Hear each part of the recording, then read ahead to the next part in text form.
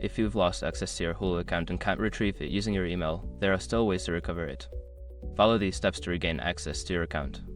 Step 1. Visit the Hulu login page. Go to the Hulu website or open the Hulu app on your device. Click on the login button to access the login screen. Step 2. Click on Forgot Your Email. On the login page, look for the option that says Forgot Your Email and click on it. This will guide you through the process of recovering your account without needing your email. Step 3. Provide your account information. You will be prompted to enter information related to your account.